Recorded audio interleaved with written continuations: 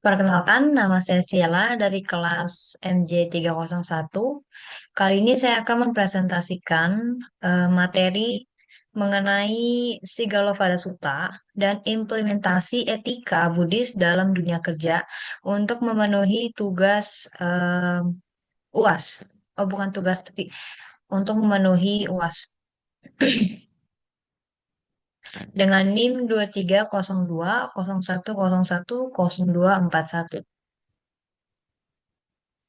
Baik, yang pertama itu adalah latar belakangnya. Jadi yang menjadi latar belakang dari judul sebelumnya itu adalah bahwa dalam agama Buddha, nilai-nilai moral seperti kejujuran, tanggung jawab, dan keseimbangan itu tuh merupakan landasan moral dan untuk menghadapi tantangan tersebut dalam etika Buddhis itu bukan hanya sekedar aturan, tapi juga merupakan tumpuan sebagai bentuk transformasi batin dan sosial. Kemudian dalam Sigalapada Sutta, itu tuh ada Digha Nikaya nomor 31. Nah, di dalam sutta ini itu terdapat kaidah-kaidah yang berisi pedoman dalam beretika sosial yang komprehensif dalam bekerja, hubungan sesama karyawan atau atasan, dan berisi kewajiban moral dalam kegiatan ekonomi.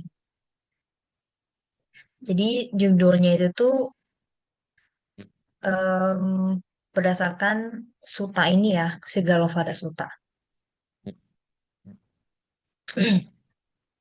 Sebelumnya tadi ada Digha Nikaya nomor 31. Sekarang ada dalam Anguttara Nikaya nomor 854. Itu juga merupakan latar belakangnya.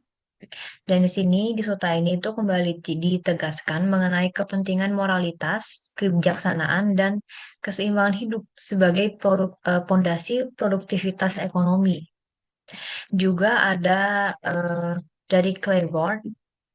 Dia itu juga menekankan dalam bukunya yang berjudul Bullish Economic pada tahun 2017 bahwasannya pendekatan tentang prinsip-prinsip Buddhis itu tuh bisa diterapkan. Nah, jadi ada 4 topik pembahasan.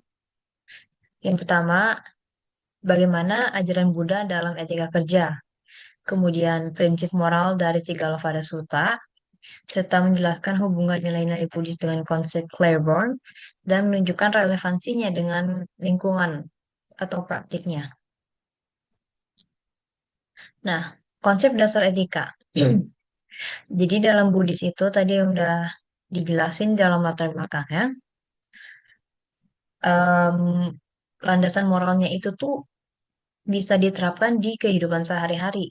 Kayak kita mencari nafkah, itu tuh merupakan bagian dari kama atau tindakan bermoral yang mengaruhi kehidupan.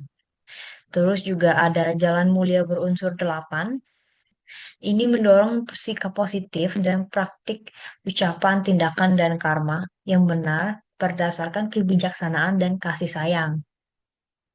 Kemudian ada konsep Nasadatika, di mana tujuannya itu tuh untuk membentuk fondasi dalam bekerja dan berbisnis dengan tanggung jawab dan keharmonisan batin.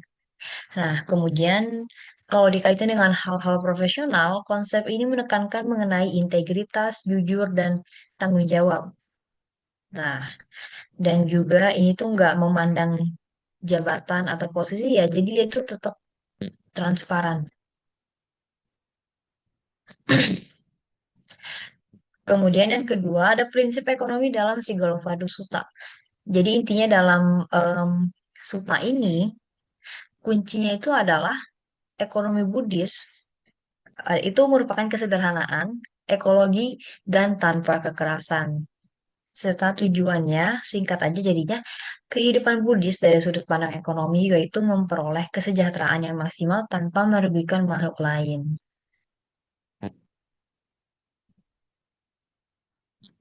Nah, dalam Dikha Nikaya 31 berisi fondasi moral yang penting dan perlu ya untuk menjaga untuk pekerja maupun berbisnis. Dan di dalamnya itu tuh ada 4 kebiasaan merusak kekayaan. Dan yang kedua itu ada 6 jalur pemboros kekayaan. Kemudian ada prinsip hubungan pegawai dengan atasan. Eh, Salah satu contohnya itu seperti pemberian gaji yang layak, pemberian bonus pada waktu yang tepat, memastikan keamanan lingkungan, serta disiplin waktu.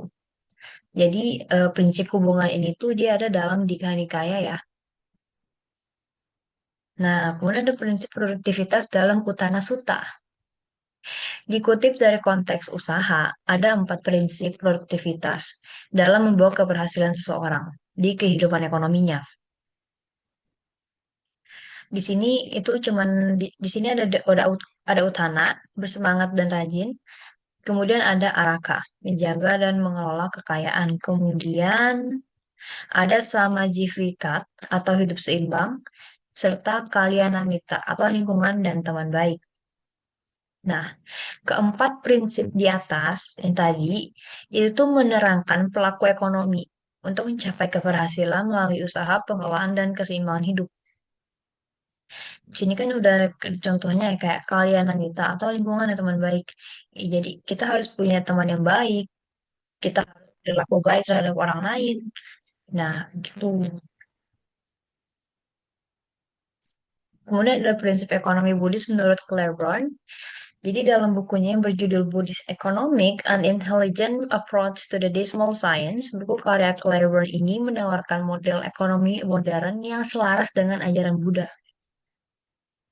Nah, ya di dalam buku itu tuh ada yang namanya layar fungsi, seperti layar fungsi kesejahteraan, layar ekologis, dan layar interpendensi. Untuk penjelasannya, kemudian yang terakhir ya, ada relevansinya. Jadi ada relevansi terhadap etika kerja, serta relevansi terhadap keuangan modern.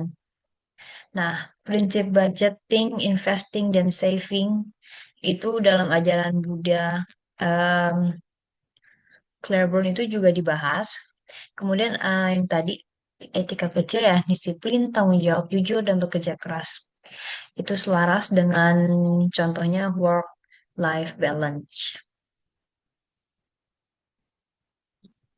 Nah, jadi kesimpulannya dalam etika dan etika sosial dalam bisnis, di mana tadi ada konsep 6 jalur, 8 jalur. Intinya tuh kita tuh memiliki kewajiban masyarakat juga ataupun individu, mau itu orang tua, guru, teman atau atasan, komunitas, bos, itu tuh sama. Jadi digambarkan bahwa ekonomi itu juga perlu ya, harus seimbang dengan moral sosial. Nah, baik. Jadi pembahasannya cukup sekian sampai di sini. Mohon maaf apabila ada salah kata atau kata-kata yang tidak dimengerti. Saya ucapkan terima kasih dan em, sampai jumpa.